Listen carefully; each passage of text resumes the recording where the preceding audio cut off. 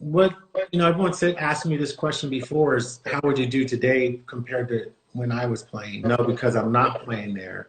But the best part that I do know is that everyone throws about the same did when I played.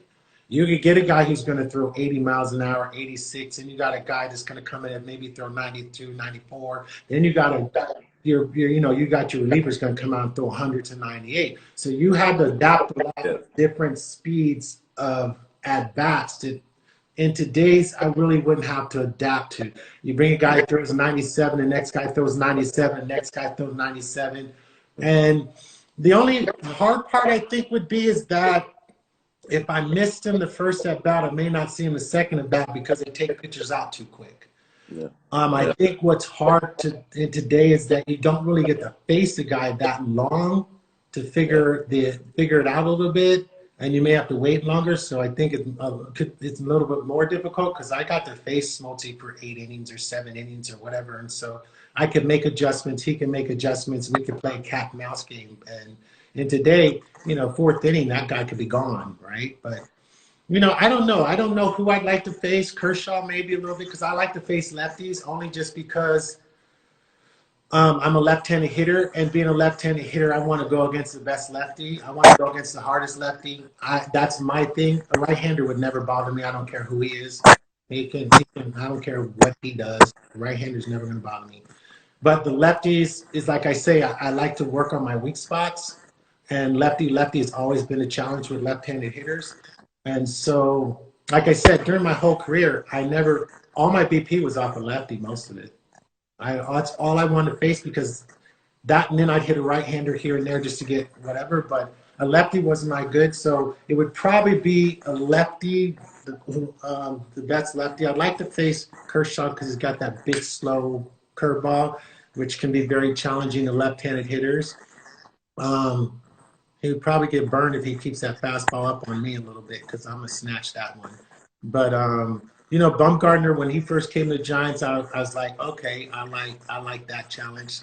Only because he likes to sidearm a little bit, and Candelaria and them used to do that, and I used to like that. And Jesse Ross, I'm like, okay, I want to see that because that's always been a tough ball to hit against a lefty. So there's a couple of pitchers that I would like to face just on the challenge aspect of it, not so much to where whatever success I get, I would just like to face it because so be a lefty.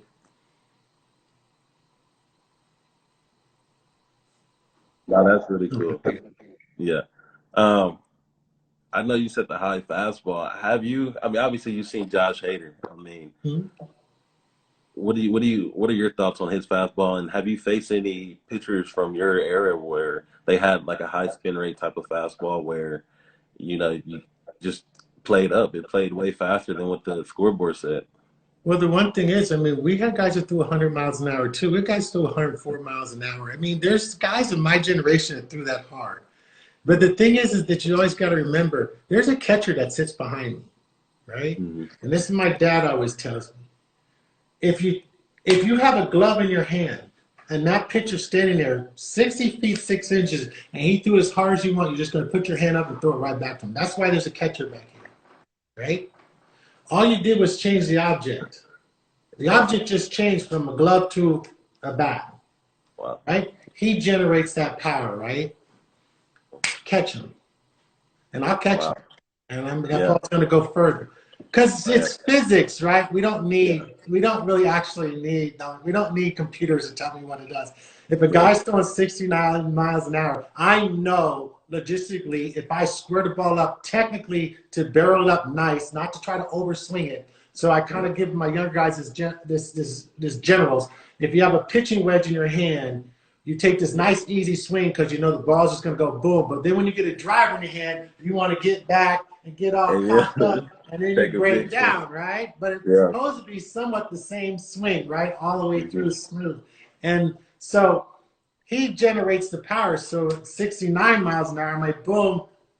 Logistically, physics tells me this ball should travel 280 yards based on my normal contact swing. Well, if it's 90 miles an hour to 100, it's going to go 400 feet if I can stay same quick and catch them the same way, right?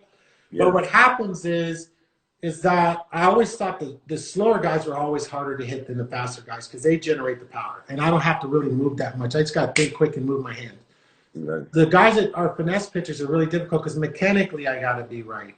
Because that's that driver I put in my hand. And now all of a sudden I want to break it down.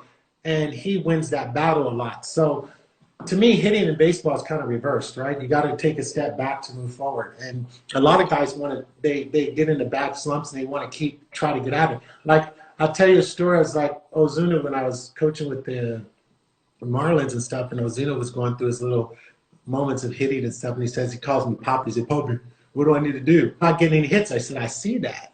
You know, it's hard to not see, right? And he goes, well, what I should do? I said, why don't you try and make an out? He says, you want me to just make it out?